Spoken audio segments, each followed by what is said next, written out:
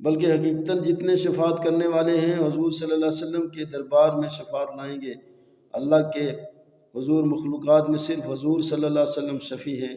یہ شفاعت کبریٰ مومن، کافر، مطیع، عاصی سب کے لیے ہے کہ وہ انتظار حساب جو سخت جانگزا ہوگا، جس کے لیے لوگ تمنائیں کریں گے کاش جہنم میں پھینک دیے جاتے اور اس انتظار سے نجات پاتے۔ اس بلا سے چھٹکارا کفار کو بھی حضور صلی اللہ علیہ وسلم کی بدولت ملے گا، جس پر اولین، آخرین، موافقین، مخالفین، مومنین، کافرین سب حضور صلی اللہ علیہ وسلم کی حمد کریں گے۔ اسی کا نام مقام محمود ہے۔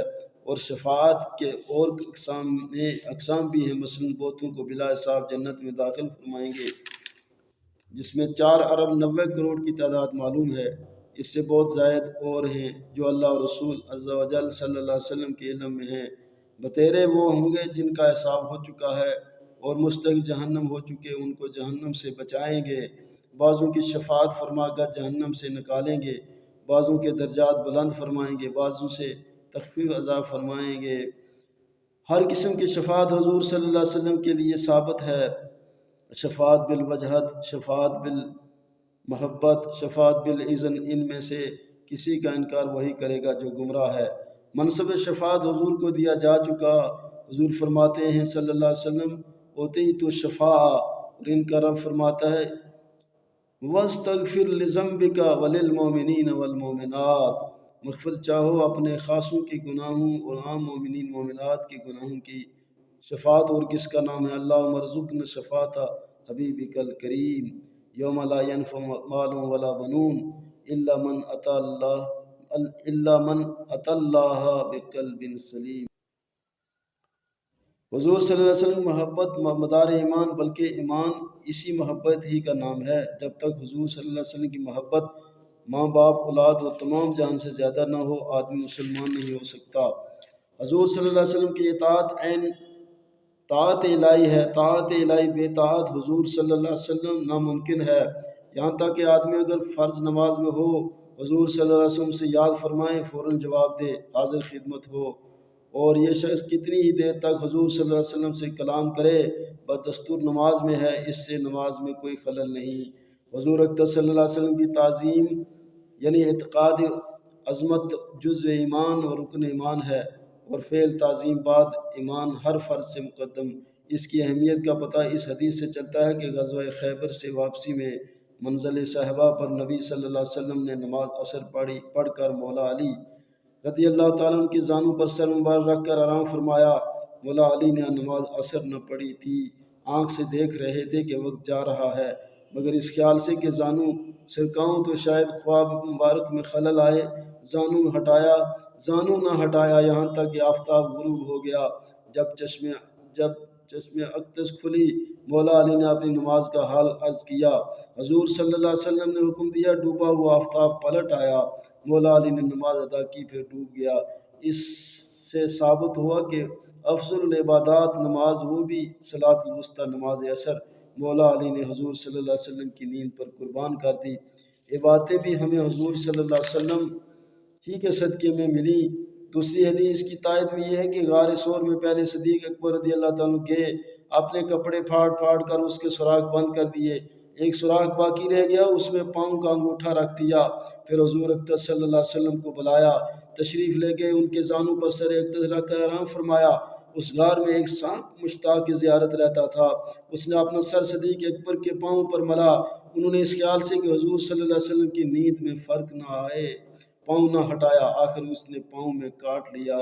جب صدیق اکبر کے آنسو چہرہ انور پر گرے، چشم مبارک کھلے، عرض حال کیا، حضور صلی اللہ علیہ وسلم نے لعاب دین لگا دیا، فوراً آرام ہو گیا۔ ہر سال وہ زہر واپس آتا، 12 برس بعد اسی سے شہادت پائی۔ ثابت ہوا جملہ فرائض فرو ہیں، اصل رسول بندگی اس تاجور کی ہے۔ حضور صلی اللہ علیہ وسلم کی تعظیم و توقیر جس طرح اس وقت تھی، حضور صلی اللہ علیہ وسلم اس عالم میں ظاہری نگاہوں کے سامنے تشریف فرما تھے، اب بھی اسی طرح فرض اعظم ہے۔ جب حضور صلی اللہ علیہ وسلم کا ذکر آئے تو باکمال خشوع خضوع اور انکسار بادب سنیں، نام پاک سنتے ہی درود شریف پڑھنا واجب ہے۔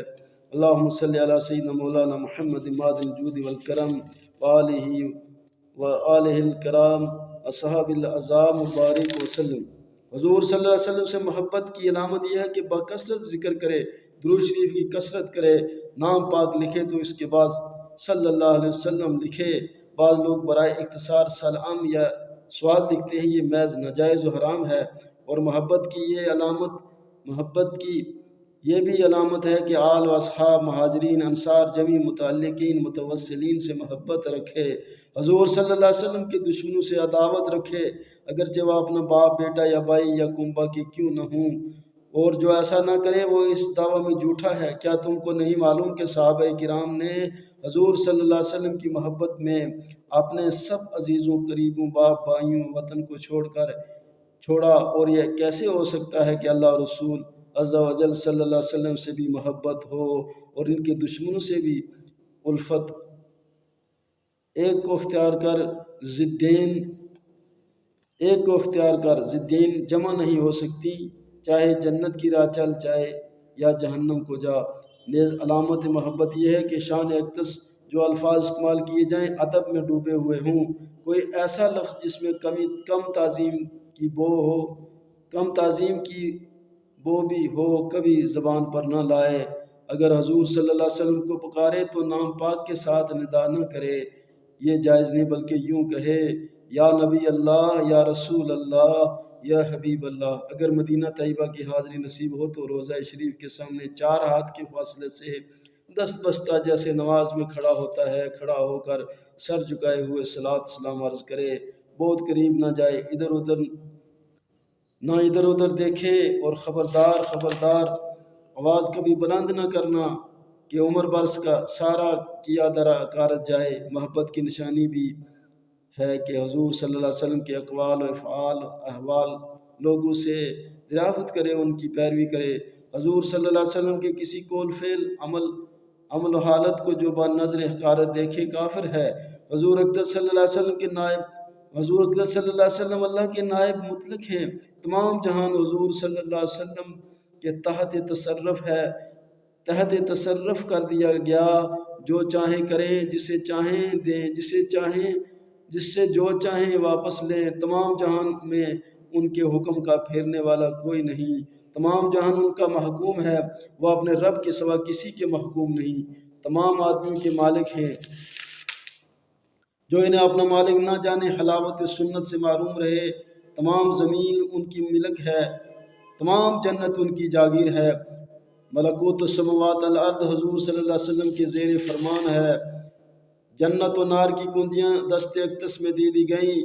رزق و خیر ہر قسم کی عطائیں حضور صلی اللہ علیہ وسلم کے دربار سے تقسیم ہوتی ہیں۔ دنیا اور آخرت حضور صلی اللہ علیہ وسلم کی عطا کا ایک حصہ ہے۔ احکام تشریعہ حضور صلی اللہ علیہ وسلم کے قبضے میں کر دیے گئے، جس پر جو چاہیں حرام فرما دیں، جس کے لیے جو چاہیں حلال کر دیں، جو فرض چاہیں معاف فرما دیں۔ سب سے پہلی مرتبہ نبوت حضور صلی اللہ علیہ وسلم کو ملا۔ روز میثاق تمام انبیاء سے حضور صلی اللہ علیہ وسلم پر ایمان لانے، حضور صلی اللہ علیہ وسلم کی نصرت کرنے کا عہد لیا گیا، اور اسی شرط پر یہ منصب اعظم ان کو دیا گیا۔ حضور صلی اللہ علیہ وسلم نبی الانبیاء ہیں، تمام انبیاء حضور صلی اللہ علیہ وسلم کی امتی، سب نے اپنے عہد کریم میں حضور صلی اللہ علیہ وسلم کی نیابت میں کام کیا۔ اللہ تعالیٰ نے حضور صلی اللہ علیہ وسلم کو اپنی ذات کا مظہر بنایا، اور حضور صلی اللہ علیہ وسلم کو نور سے تمام عالم کو منور فرمایا۔ بائیمانی ہر جگہ حضور صلی اللہ علیہ وسلم تشریف فرما ہیں۔ کالشمس فی وسط السماء ونورها یکشی بلاد المشارقا ومغاربا، مگر کور باطن کا کیا علاج، گر نبینند بروز شبر چشمہ آفتاب راچے گناہ۔ اللہ تبارک و تعالی ہم سب کو نبی پاک صلی اللہ علیہ وسلم کی محبت پکی اور سچی نصیب فرمائے، عشق رسول کی دولت سے ہم سب کو مالا مال کرے، اور نبی پاک صلی اللہ علیہ وسلم کی تعظیم ادب کرنے کے ہمیں توفیق عطا فرمائے۔ آخر دعوانا الحمدللہ رب العالمین۔